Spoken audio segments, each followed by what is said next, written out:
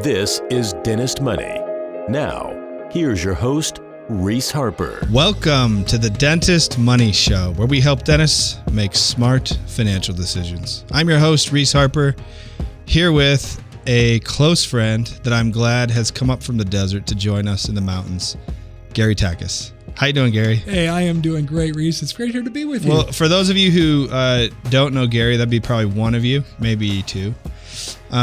Gary is one of probably the most, he's the godfather of podcasting in the dental industry. I think you're the first of, there's probably good 40 to 50 now that have tried to follow in your stead, but 72. Yeah, no one quite matches the breadth and depth of the content that you bring. I'm always impressed with the quality of your guests and the passion you bring to dentistry. And I'm a big fan, as you know, and think you do amazing work. And so thanks again for coming on. For those of you who don't know, he's got a new project up his sleeve too that I've been kind of excited about for some time. Gary's talked to me a lot about the Thriving Practice Academy, which is going to be coming online next year. He's put together some amazing coaches and great content. It's going to be a real valuable addition to Gary's practice. And in the past, he's had a focus of kind of a solo and ensemble practice consulting model. And he's really been able to put a great team together to match the demand for all of the services that are being asked of him at this point. And so, thanks, Reese. Yeah, I'm excited for that to come online next year. I'm excited to, make sure that we end up seeing some of that content ourselves and sharing that with some of our listeners, because I know it's my favorite part about when I do interviews and I break from my conversations with Sir Ryan Isaac. Who you know, Sir Ryan. Oh, he's a great guy. Love Sir Ryan. Yeah, he's a good dude. Yeah. So ultimately, what happens on these guest interview shows is I like to focus on practice management topics because we're a finance podcast that's focused on dentists exclusively, and so when we break outside of purely personal and practice finances, we break to practice management, but we stay away from a lot of other topics. And I like to try to, in this interview, the way I'd like to take it is to take some of the most common questions that I've got in the last 6 months around practice management and let you bring your decades of experience to work here for the next while and give us some feedback on some of these most common questions. These are like probably dozens of emails per week come in around these subjects, and they're just like they're on constant repetition. And I can't wait to hear. And these. I haven't told you any of these questions. No, this is unscripted. That's how I like it, and that's how I like it. Then this is going to be fun. Yeah, it's great. Hey, so, can I back up for just a minute and share my passion for this new project? Yeah, totally. I know you share it with me as well. I love our profession. Yeah. I absolutely love it. And I get a little bit frustrated sometimes when I go out to meetings and I see some dentists feeling a little bit despondent about some of the challenges that they're facing. And there's even a question among some dentists is private practice a viable model in the future? Totally. Have you heard that? Yeah. I mean, it's a very common question. I believe it's a fair question too. Yep. And yet, I believe we're both on the same page on this, that not only is private practice a viable option, but in fact, dentistry can produce, personal, professional, and financial satisfaction for you. And I don't think there's ever been a better time in the history of our profession to be a dentist. No. Now, that's my story, and I'm sticking to it. Yeah, you're right. But I wanted to really grow the work that we do so that we could help more dentists and help more dentists have an abundance, not only mentality, but an abundance experience. Yeah. And help them be able to help more of their patients. Yeah. What I love so much about a profession is the way that dentists have the ability to change lives every day. And, the work that we do, we have the ability to help dentists provide the perspective that allows them to help more patients. Yeah. And so really my motivation for growing is to be able to help more dentists, and I couldn't be more excited about it. Well, I think it's a great time to be pursuing this new endeavor. I think there's a lot of industries right now that are kind of in a very similar position as dentistry, and my industry is in a very similar situation. There's a lot of parallels in if you look right now in I guess in financial services, there's a kind of a race to cut fees and consolidate the industry, and you see that in organized dentistry as well. There's with perhaps a natural byproduct of lower service. Yes. And consumers are as intelligent as they've ever been, and they're very discerning. And so even though there's a race to cut fees and a race to consolidate, a race to allow corporations maybe to improve profit margins and potentially, I mean, there's a lot of different outcomes of anytime you let a partner come into your business, okay, no matter who it is, and this is a comment across all industries. If you have 5 partners in one business, that business has to get a lot bigger, and it's got to cut costs in a lot of different ways in order to provide profits for those partners. And sometimes that results in a lower service experience. So it's almost like a commoditization of your business. Yes. And in dentistry, the same thing. Yep. I think, with so much intrusion of third-party reimbursement and insurance companies. Yeah. I believe that many dentists are in a race to the bottom. Yeah, they are. And that's just not a race you want to win. No. And you don't need to go there. I mean, you can go, financial services is to the point where you can go online and you can get almost any piece of advice that a professional could deliver to you. There's an article on it. There's some way to self-diagnose, and there's technology for you to engage. Because we don't really need you because it's on my phone, right? Yeah, it's on my phone. Right. And at least dentistry has like a physical venue that you have to go to get a service. And my point is, our business has never grown. Wait a minute, though, but there's YouTube videos about how you can do your own braces now, There is. And it's coming where you can ship overnight. You can be able to ship a portable chair. Serious? Their Smile Direct Club is do-it-yourself orthodontics. Yeah, and that'll be another show. We'll come on and talk on that one another time. Yeah, my point is that I've never been happier about the prospect of dentistry in this world where service is these consumers are very discerning, and they want their dental experience to be much more like a very high-end professional experience. They want a high touch. They want to know the doctor. They want to know the staff and team. I don't like the word staff. They want to know team. Staff's an infection. Yeah, it's a stick.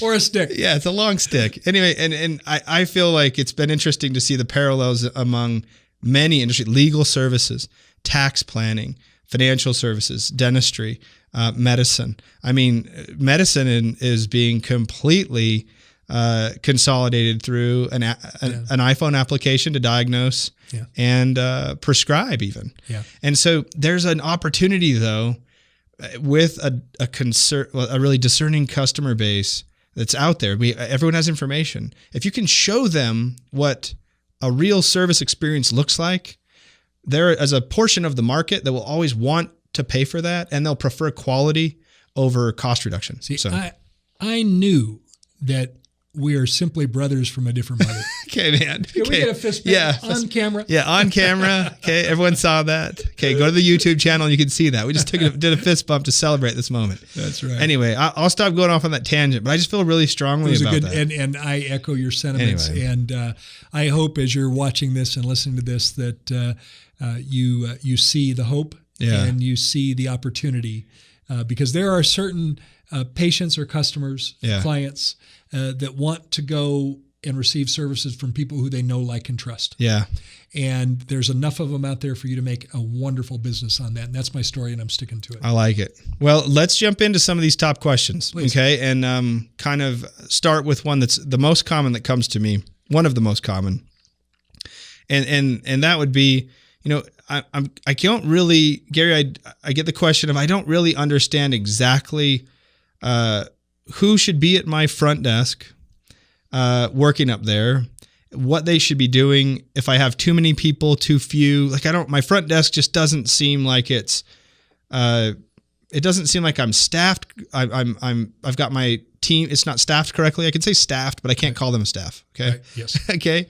It's this idea of, I don't think I'm doing it right up front. Yeah. And it's kind of a generic question, because it's not like they're saying, I don't like my office manager, I do, or I don't. It's just, I don't think it's right up there. Well, and that area is kind of harder to figure out, because if we look at the other departments in a practice, we've got our hygienists. Yep. And we can make those decisions based on our demand, our supply and demand. Our assisting team. Yep. We can also make that, decision. Do I need 2 assistants? Do I need a 3rd assistant? Yep. How does that work? But it's often confusing about how to staff the front desk. Yep. And there used to be, back in the day, there used to be some formulas that you could use. I heard Linda Miles way back when that said for every X dollars of production you needed, a team member. Yeah.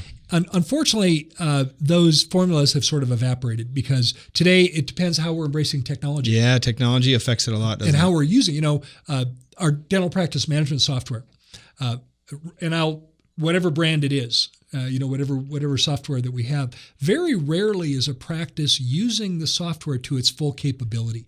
In fact, I often think of that monitor at the front desk as kind of a paperweight. Yeah. It's holding some things down.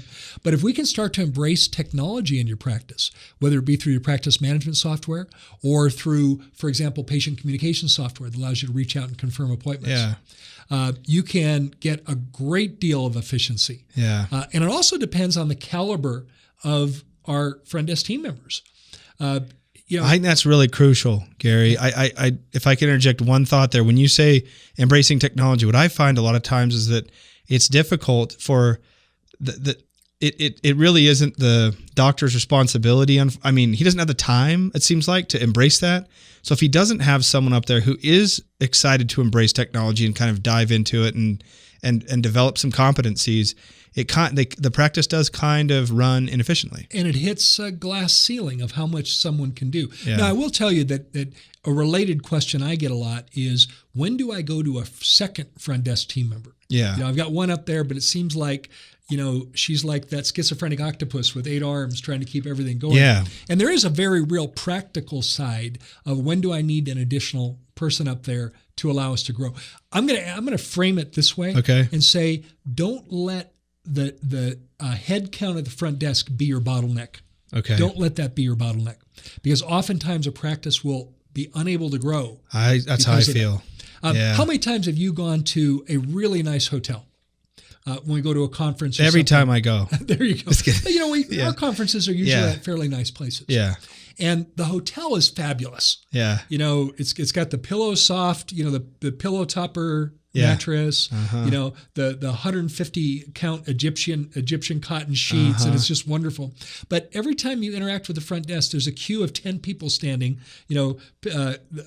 visitors waiting because they're understaffed, at the front desk. And so your whole experience can go from a favorable experience to a negative experience because of being understaffed at the front desk. Now, if I can help be specific about that, I have in our client base, and we have a wide variety of clients, from small practices that are, just poised to grow, to practices that are achieving a real solid level of growth, to mature practices that are just doing fantastic. Yeah. And there are some numbers I can help you with, but we have clients in our client base that have a really strong front desk team member, very, very strong.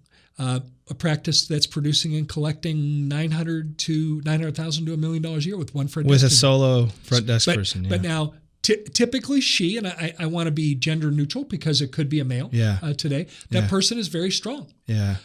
Now you ask, who should that be? I want to introduce a job title that I think needs to be at that person up front, whether we have 1, 2, or 3 people at the front desk. Yeah. Director of First Impressions. Yeah. That person, the ideal front desk team member is, it's a bit of a unicorn to find that person. Yeah, it's tough. Because they are a strong people person, but also a task person as well. Yeah. They have great interaction skills with your patients, but they have the ability to put their head down and do tasks as well. Yeah. And it is an unusual team member that has the balance of those people skills and task skills. Yeah. But I can point to practices all over the country that have a strong a team member like that the practice is producing and collecting between $900 and $1 million. Yeah. I would say at about $1 million a year, we absolutely need to look at additional help. Yeah. Because of just the magnitude of checking people in, checking them out, the phones, all of that. Yeah. But I've seen, two front desk team members, handling $1.5 million, $1.6 million. Okay. And I've seen 3 team members, front desk team members handling up to $3 million. So I don't know if that helps in answering the question. It does. And how would you say if I get to the point where I either want to invest a little early in that second full-time team member, right, or maybe I'm at that larger practice that justifies it. I'm always the kind of person that likes to invest in team early. So I believe that if you look at as a financial advisor, I think if you can manage your debt wisely, meaning structure it properly and get your cash flow just right, to where you could reinvest just a little bit more than the average practice in the front, I think it can just really change the dynamics. Can I share a formula? Yes. So how do you determine whether you can afford to hire someone? Because if you ask the team, guess what they're going to say? Hey, I'm thinking about hiring someone. What do you think? Yes. Yeah. They want more help. Yeah. Right. And it's a rare team that doesn't feel like they're overworked. Yep. Right. So how do you make that decision? I simply make it analytically and say the time at which you can afford to hire a team member is when your staff costs all in. And when I say all in, I mean not only wages, but FICA, FUTA, payroll taxes, payroll service, all the related expenses, matching 401k contributions, all of that.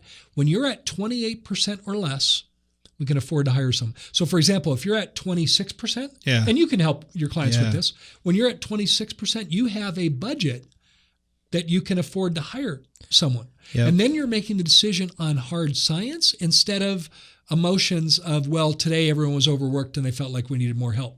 Okay. So you make that decision analytically when you're below that. That doesn't mean you have to use all of that budget for that. Yeah. And this will certainly vary if you're in a smaller town, maybe a more rural area where wages are lower. Yeah. You might have more of a budget. If you're in an urban area, you might have a harder time meeting that. You know what? I think that's great. And I like that. I tend to think of it from a slightly different angle, but the way you brought it up, actually, I think it's really easy to think about it in that term.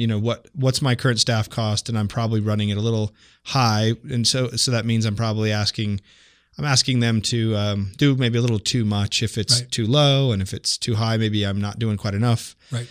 Use an example, $1 million practice, yep. And let's say they're at 26%. Yeah. We've got a 2% budget.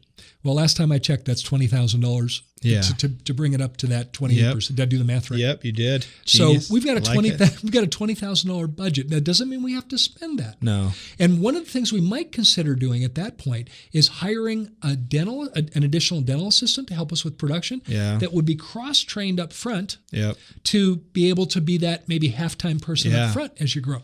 Could also be potentially some technology that might help leverage that front desk person's time a little better. Can I give an example of that? Yeah. So one of the things I really love tracking in the practice is what of the available hygiene appointments, what percent went unfilled at the end of the month of the whole available. And my goal is to have that filled in a positive way instead of a negative way at 92% or above. Yeah. 92% above. So we have a hygiene scheduling coordinator. I want to actually call her out by name because she's amazing. Her name's Carly. Okay. And if I could grab a lock of her hair and clone her, I'd put her in every dental practice in the country.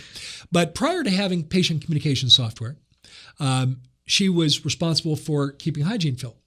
And the benchmark is at 92% or above, meaning 8%. I'm accepting an 8% unfilled rate. Yeah. At 92% or above, that's an A on the report card. So she was able to do this and consistently at 92%, but she was spending 3 hours a day to keep the hygiene, to put butts on the seats in hygiene.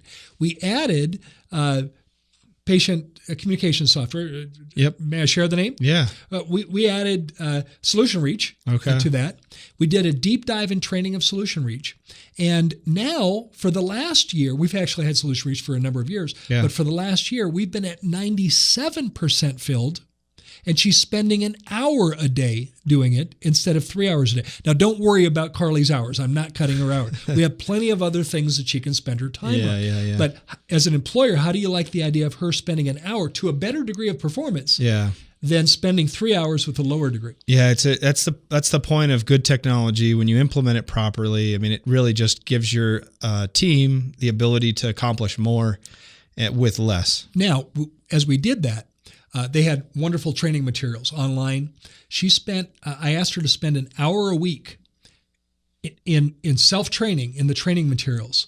So over a period of time, we were really using every ounce of capability out of Solution Reach, which has added to our performance. Yeah, it's great. So oftentimes you have this tool, but it's almost like I can't slow down long enough to learn how to use it. Yeah, and some of the tools are just so dang clunky and bad that you can't figure them out anyway. Right. Well, I'll give that Another story. So one suggestion that I might just offer, if I can, is sometimes when as a financial advisor, when people ask these questions to me, my first gut reaction is to look at the practice globally and look at the profit that's either there or not there, and break down the practice and just say, okay, how much true profit is there in this practice? Let's just use the $1 million example again. And let's say that half of the practice is going towards overhead between staff costs and rent and supplies and lab. Sure. So we got 50% of that $1 million is getting eaten up into overhead, and we got 50% that the doctor is somehow keeping. But 30% of it, as I think a metric that you taught me, Gary, that you felt like was a reasonable number for producers to get paid at 30%. You felt like that's a reasonable place where most dentists across it's generic across the whole country, but that'd be a reasonable producer's take home that you could apply to any associate. Well, that's right? what it would cost you to replace yourself if you hired an associate to come in and do your work. So in that case, we got 20% left. Well, that's a pretty healthy, probably above average profit margin. Very much so, especially in a practice that size. The smaller practices will have a harder time reaching that because and you know this so well, so much of the initial dollars goes to fixed overhead. You're right. And so I guess in that case, if I see a practice that's quite profitable and there's a single front desk member and that person's feeling a little bit spread thin, you can kind of look at that profit and just think about it in this terms. We measure profitability as a risk indicator. So in our financial planning, we look at profits and we say too much profits actually presents a risk and too low of profits present a risk. The risk of too low of profit means you're probably over investing in something that's not really paying off. And too much profit means you might be stretching yourself thin to the point to where at some point it's unsustainable and something might break. I was in a practice the other day as a coach, and this was a practice where the doctor absolutely embraces technology. Okay. Now, full disclosure, I am a geek. Yeah. I'm a nerd. Yeah. And I love technology. I don't mind saying that. Yeah. By the way, he is too. Yeah, I'm kind of a geek. He is too. Yeah, 10-4. We're sitting in a room with like 10 cameras and 30 lights, and I believe it's a giveaway. The Heil PR40s, our favorite microphones, because we can't do it without them. Okay? No. Anyway. So we're geeks, and I love technology, but this is a doctor that truly is an early mover, early adopter, and embraces everything. And this was a practice truly where he had 90% overhead. And he was very frustrated. He enjoyed the environment with which he practiced in, with the gadgetry and the toy. But I just said, you deserve, so let's spend some time. Let's get the numbers in line. Because this isn't fair to you. Yeah. Great insight. I think it's a great place to start and then figure out, where there's I think that you'd probably agree with this, but it seems to me that front desk kind of philosophy, the front desk efficiency, it really does contribute to whether, if you're just looking at it objectively and saying, should I sell my practice and work for Heartland, or should I keep running my own independent practice? It's really going to depend on how effectively you can manage this front office. A lot of it deals with that. It's not, I don't want to say exclusively, but man, it really sometimes you can't expect to open your doors, underinvest in the front, and then somehow your profit margins are just going to be there and everything's going to be fine. Right. And sometimes I feel like that some doctors even they tend to maybe not value compensating that role quite enough for that person to be capable to handle the breadth of skills. I mean, you just said earlier, it's got to be someone who's great with people and good with data and technology and numbers. Yeah. And if that's a hard combination to find. And that person's worth more. And I promise you that person's not an inexpensive, it's not the least expensive hire. You can't find that kind of talent and you can't compensate that person below market and expect them to be in a good position. Yeah, totally agree. Invest. I would, summarize that discussion by saying, be willing to invest in quality administrative team members, I love it. Members. Talk to me a little bit about the second question that I get really commonly, which is, should I keep doing this fee-for-service model that I've tried, or should I go back to PPOs, or I'm on PPOs and I want to go fee-for-service, and should I? I think there's a kind of a love-hate relationship here with insurance that everyone has, and you see people on both sides of the spectrum and sometimes confused at whether they should have made a choice that they made, and I just want to get your overall philosophy on this issue. It's dangerous here to make broad generalities about how to handle insurance. Great advice. Let me give an example. Certainly, I'm going to pick a state capital, Olympia, Washington. Good size city. It's the state capital. Nearly everybody in Olympia, Washington is somehow tied to state government for their employment. They either work directly for the state of Washington or for a subcontractor who works for the state of Washington, who, by the way, the dental insurance is Delta is Washington Dental Service. For me to just blanketly say, regardless of where you are, you should be a fee-for-service practice, and that's the path to success, would be dangerous advice. Totally. For a doctor in Olympia, Washington, where 98% of the patients are directly tied to that. Yeah. However, I will tell you, the single best strategic decision that Dr. Nielsen and I made with our practice, Life Smiles, was to radically reduce our insurance dependency. Radically. The single best strategic decision. Yeah. And we did that. We started on that path 3 months after we bought it in May of 2007. So in August of 2007, by the way, and I'll be very candid with the numbers. Is it okay if I talk numbers? It's great. I am always. So this was a practice when we bought it that was a $500,000 practice. Okay. And if you do the math on that, that's a practice that produces and collects $41,666 a month. Yeah. And change. Yeah. Or you can check the math. Exactly that. Just saying. Details guy. And so it was a practice and it was stuck there. It was stuck there for the last 10 years, wasn't moving. And the previous dentist was kind of asleep at the wheel. So we bought the practice, felt like there was a lot of potential. A lot of opportunity. By August of that, and by the way, Paul, amazing young dentist, hard worker. The practice was kind of like a rescue puppy. Yeah. And the imagery I'm using is maybe some of your viewers and listeners can experience a rescue. You bring the rescue puppy home, you lavish some love and attention on it, and it blossoms into this wonderful four-legged family member. Yeah. Well, that's what our practice did. Okay. Yeah. And by August, we produced $70,000. That's pretty good growth. Good ROI. 41,666 to 70, right? Yep. But we collected in August $45,000. So Paul said to me, Gary, I think we have a collections problem. So he said, well, we produced 70,000 this month, but we only collected 45. Yeah. And I said, I don't think we have a collections problem. Our team, we're now filing claims electronically. I've taught them how to properly submit claims and properly attach everything, and we're collecting the co-payment at time of service. I don't think we have a collection. He said, well, here's the data. We produced 70 and collected 45. So let me do a deeper dive and see what's going on. I did a deep dive into that and discovered that month, our gross production was $70,000, but the adjusted production after insurance adjustment was $40,000 because we had $30,000 worth of adjustments. We did, and you can, if you're following along here, you can see that we didn't have a collections problem because they collected 45. The front desk team at that point pulled a $5,000 rabbit out of their hat. Yeah. They collected $5,000 more than their adjusted production. We had an adjustment problem. Yeah. And over time, we didn't do it overnight, but over time, we simply couldn't get most of the PPO plans to work for us. Yeah.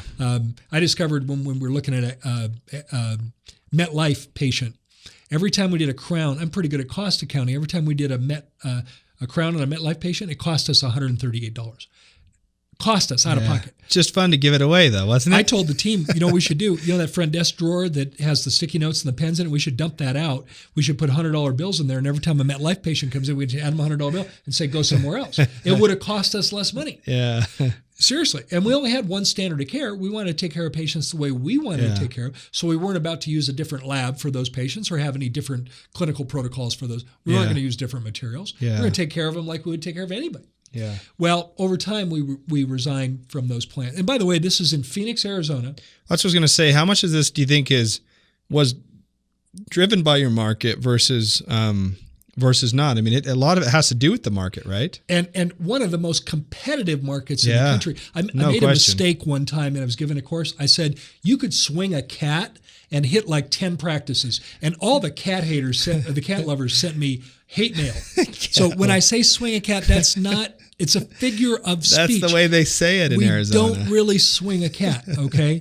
But anyway, highly competitive. And by the way, follow the timeline. We started this process in August of 2007. What happened in September of 2008?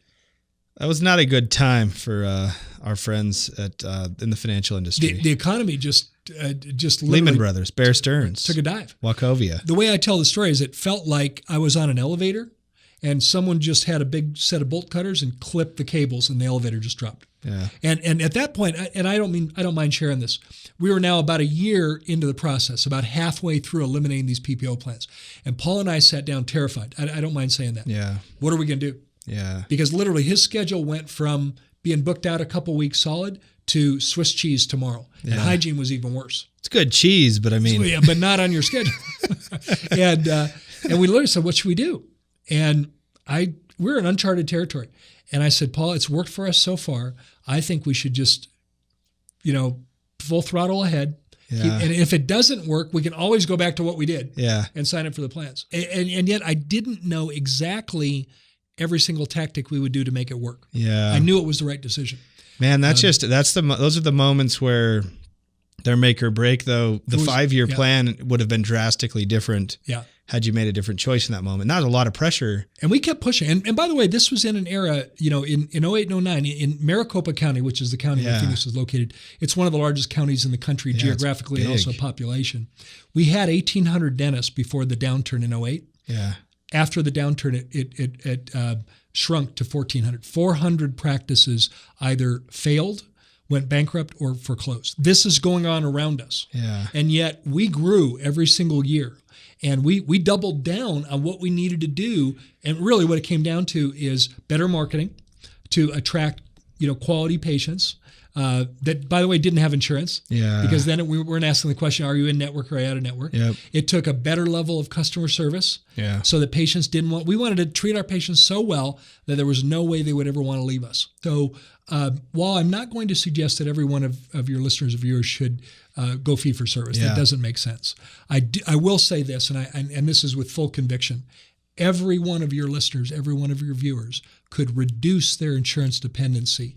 And that might mean getting rid of 2 or 3 of the most offensive PPO plans. Yeah. Every one of your listeners can reduce their insurance dependency. And the reason I can say that so confidently, we've done that with dentists. It's not just isolated in our practice. In my consulting firm, we've done that with dentists all over the country. I give a course called Breaking Free from the Shackles of Insurance. Yeah. And every one of you can reduce your insurance dependency. And if there's one message that I'd like to get out is I get frustrated when I meet young dentists that think that the only option they have is to sign up for insurance.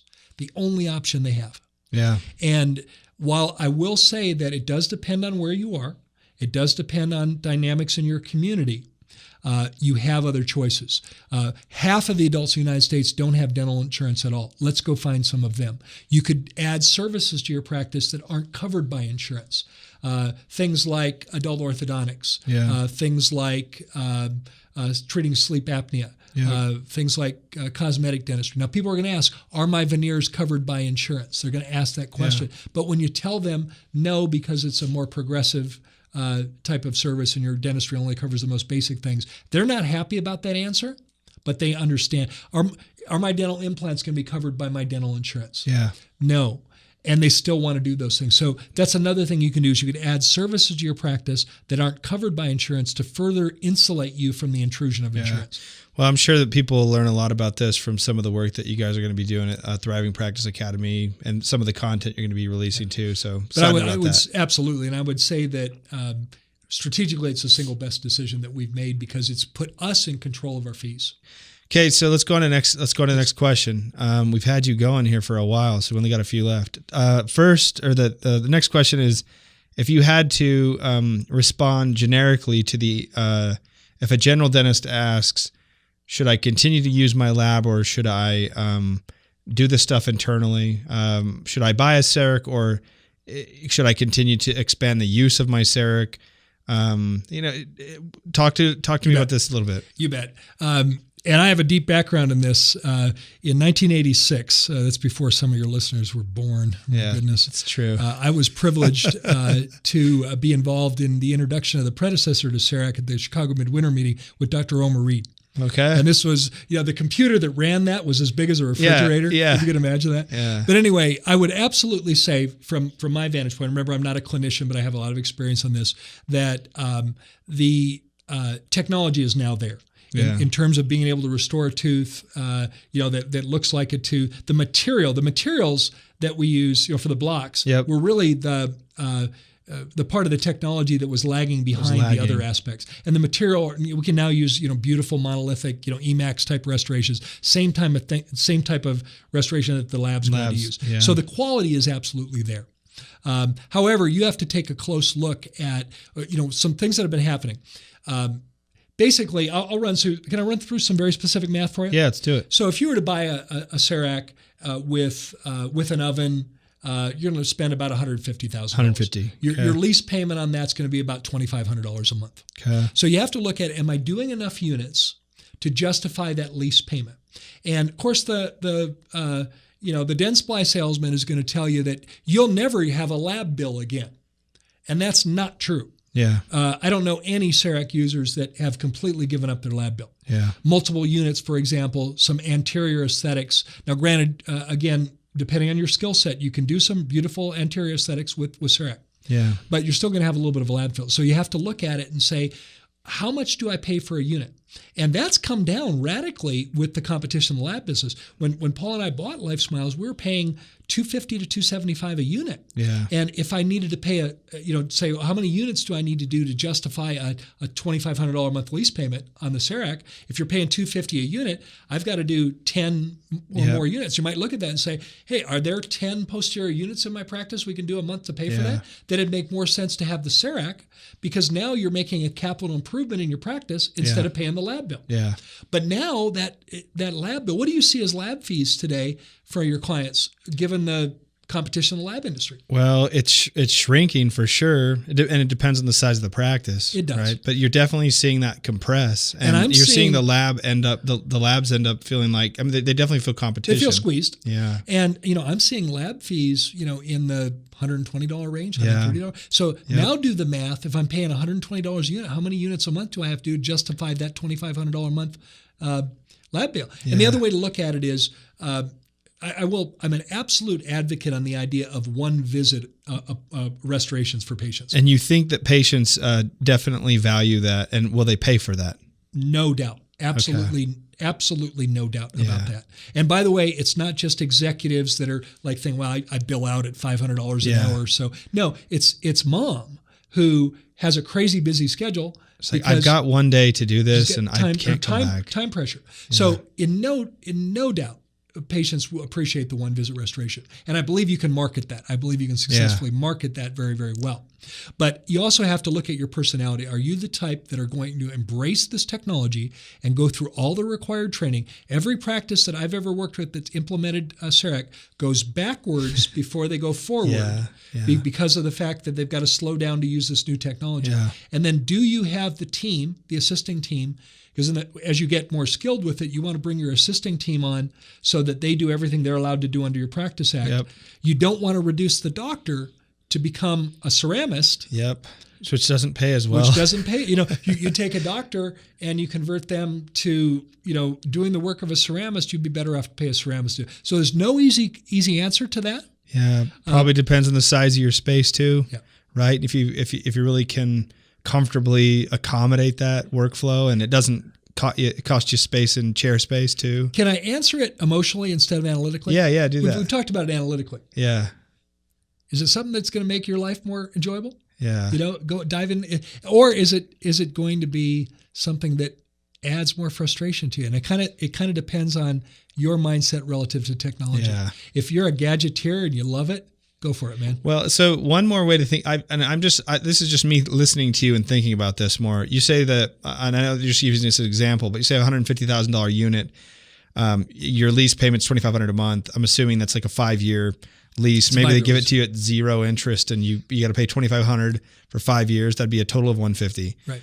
Is there generally speaking, do you find that there are no repairs and cost in the first 5 years? Because I'm trying to just say, is it really a $2,500 a month cost, or is it less? Because it could spread out further, and then it's not the repairs and maintenance that's going to bite you. It's the upgrades. Yeah. And especially if you're in a closed system. Yeah. If you're in a closed system where we're talking about CEREC, yeah, it's a Dentsply product. Yep. You're in a closed system, and the latest upgrade comes. And what is the pace of upgrade? About every 2 years. Yeah. Maybe 30 months, 2.5. And now all of a sudden, and by the way, the upgrades aren't inexpensive. No. It's a $70,000 upgrade. It's an $80,000 upgrade. Yeah. So you do have to look at that as well. Where do you see the industry going? Do you see and what is the penetration right now? Well, we've got 6 units about to come on the market that, right now we've got 2 on the market. We've got 6 units about to come on the market. By the way, I believe that at least 2 of those are going to find some value pricing. Mm-hmm. I believe it's going to, it's just what happens when Southwest Airlines comes into any market. Yeah. What happens? Well, pricing comes down. You saw it happen here in Salt Lake. Yep. Delta starts charging less. Delta had to charge less because there's a new kid on the block. Yeah. I think you're going to see that. I do believe that. But I'm stuck with my dang Sky Miles. Okay, so I didn't start with Southwest. I have too many miles now. All right. Oh, they got me. They saw you coming. They suckered me into Diamond. They saw you coming. Yeah. You the like that problem first class seat. You're that guy that likes that first class seat, aren't you? I wish I didn't like it. The problem is if you start sitting there, it becomes a problem. You never go back. So I like when I see you posted on your social, you got 3 seats. You're taking a nice nap there. You're first class. I mean, it's first class with 3 seats and you only paid for one. I'm telling you. Ryan always tells me all the time, like, dude, you got to be a Southwest guy. I'm like, dude, they got me. I got too many miles now. So. We're going to see at least 2 of those 6 systems come in at value price. The technology really shouldn't cost $150,000. Yeah. It costs $150,000 because that's what they could charge. Because there's some patents that are still, they've been on the market for a while and now those things are changing. And so out. I think it's, so do you see that this is just going to be long-term, it's going to be a function that either you're going to have to provide this or you're going to be outcompeted? Well, there actually is a mid there. You talked about labs and, CEREC. Yep. There's a middle choice as well. And that would be to invest in a digital scanner today. Yeah. Work with a lab that accepts your point. Accepts your digital scan. And by the way, the turnaround time on that is about 5 days now. It's not same day. Yeah. But a couple things happen. You improve the experience with the patient. Have you ever met a patient that appreciates getting an impression? Yeah. Under the of course. Yeah, they love it. even if it's pina colada flavored. Yeah, dude. I'm like, I don't care what it tastes like. No, it's not fun. They hate it. So now we're doing a digital scan. We're sending it to a lab.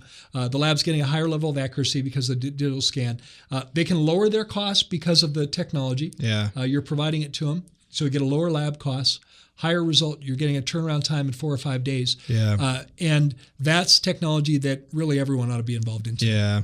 So there's no right or wrong answer, but it sounds like your preference would be, look, it's going that direction. Get on board. So get on board. Get on board. Even if maybe just scanning at this point is your comfort level with getting on board, get on board. So let's jump into another subject. We only got time for 2 more questions. Sure.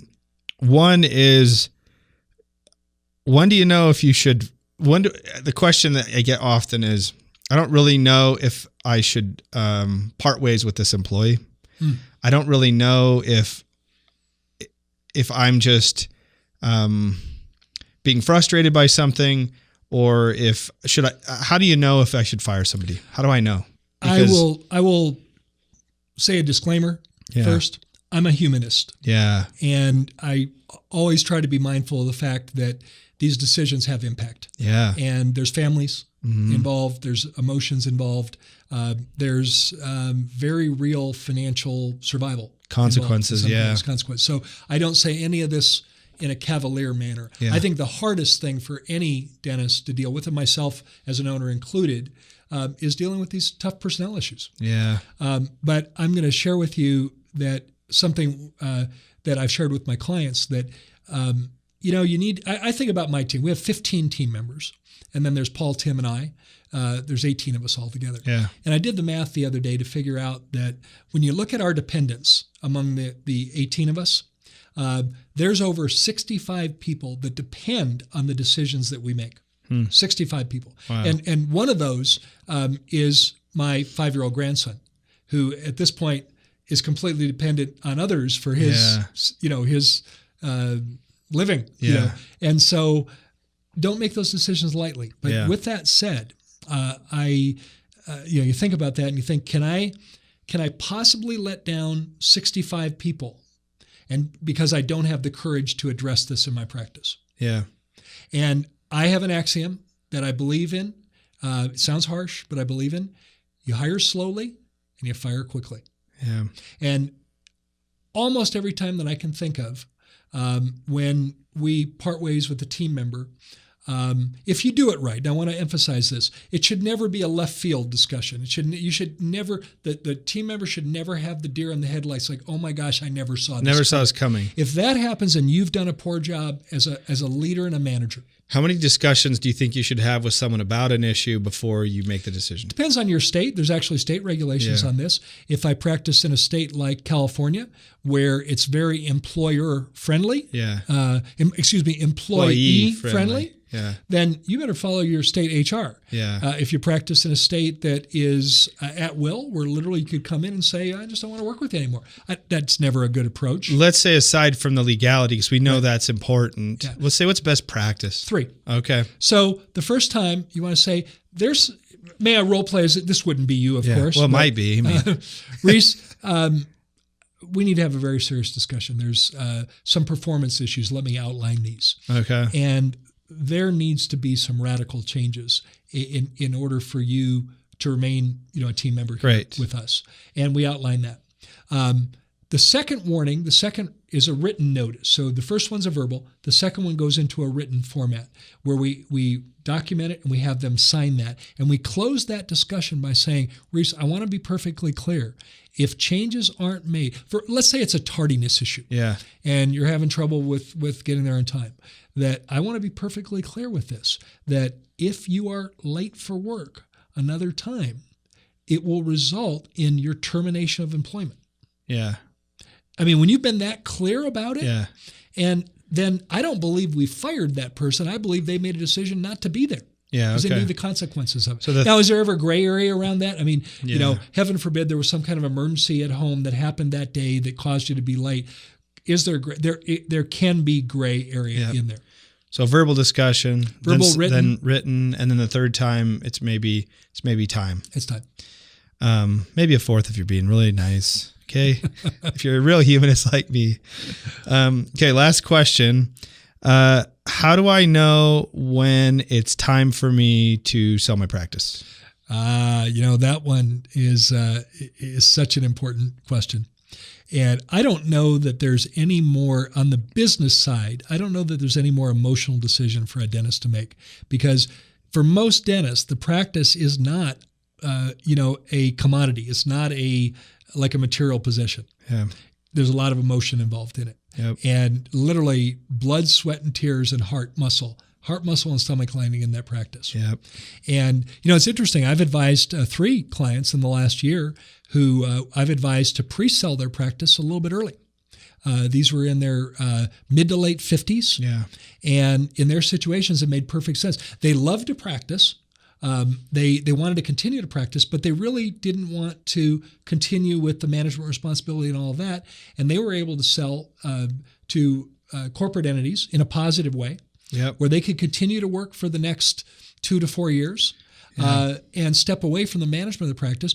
In all 3 cases, we got a premium for them. Not a huge premium, but a 5, 8, 10% premium over what it was worth in fair market value. And, I'm following them, tracking them. It was a good decision. But it really is kind of individually made. There are dentists that aren't cut out to own a practice. And they might discover that. For example, a client of mine bought a practice from a dentist that owned it, a young dentist that bought it right out of dental school, owned it for 2 years. And he discovered in that 2-year period that he was not cut out to own a practice. He worked 4 days a week in his own practice and worked a day a week over in a clinic, a corporate clinic. He actually enjoyed the day in the corporate clinic better than the 4 days he owned his own practice. Just relieving himself of that management responsibility just was a big deal. It was liberating. And it really fit his desire to really just come in, put my head down and do dentistry and not have to deal with the other things. Now, with that said, there's nothing like owning your own practice. I'm an advocate for entrepreneurship in dentistry. I don't think there's a better business environment to be in than owning your own practice. Okay, I'm going to ask you one more because even though I said no more. My last one is, when do I know if I should hire an associate or another associate, or how do I know it's time to add, versus so if you're well, for example, when Paul and I built the new building we built in new practice we built in 2011, we built it for 2 doctors, even though he was only solo at that point. And we planned on having a second. So part of that is that part of your planning all along. I do think the idea of a solo practice has questionable model moving forward in the future. Sustainability of a solo practice with no. I think that might be going the way of the dinosaur, and I think that's okay. But when you look at a couple things, rising overhead, quality of work, the balance of work, home life. Work, family life, the fear of taking time off because your overhead keeps going up and you can't take enough time off. So I do like the idea of having an associate or partner in the practice. I think it helps in so many ways. I told Paul that, he said, when do we know we're going to hire an associate? And I said, when you're booked out solid for 4 weeks and we literally can't get a patient in, that's when we need to look at that. And I remember it in detail. It was November 12th, 2012, when I looked at the schedule and he did not have another appointment open before the end of the year. It was November 12th. So we were beyond that 4 weeks. Now, granted, we're always going to work people in. We'll work emergency and we'll stay in, at lunch, we'll stay over and we'll help people. But we literally couldn't get a patient. That's why I said, Paul, it's time to hire an associate. And we did at that point. So when you're booked out 3 to 4 weeks solid, that's when it's a good time to really look at bringing in the associate. The number one reason why associateships fail is the practice isn't busy enough to support the owner doctor and the associate. So make sure that you address that proactively by dialing up your marketing, by investing in that, and making sure that you create an environment where the associate is going to be busy enough. Now, if you're at the point where you want to start taking a little bit more time off, that can be another way to feed the associate. But make sure you address it proactively and you don't get into a situation 2 months later where the associate is saying, well, I can't make a living here. Well, that's great advice. Man, Gary, we've covered every topic under the sun today, which I really appreciate. It's been such a great interview. You always have great perspective and optimism for the industry, but you're cautious, but you're an optimist. I just think you've been a great help to so many people, and I appreciate that you've dedicated a lot of your career to making the industry better for a lot of our friends. So thanks. That means a lot to me coming from you. And guilty as charged. I love our profession. I am an optimist. You might be able to pick that up. But I am an optimist. But there's also a strong pragmatic streak in my personality. One of the things, owning a practice, it's the best test kitchen in the world, man. I thought I knew a little bit about HR before I owned a practice. Guess what? I've gotten a PhD in HR now. I thought I knew a little bit about cancellation no-shows till I owned a practice, and I've had the school hard knocks on that one. Man.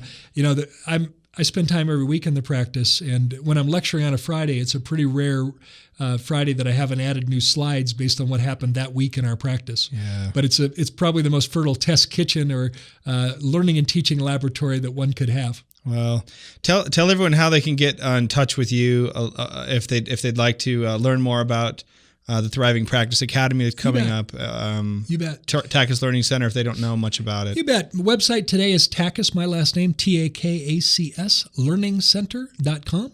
And love receiving emails. So if you're an email person, shoot me an email. Gary at TakacsLearningCenter.com.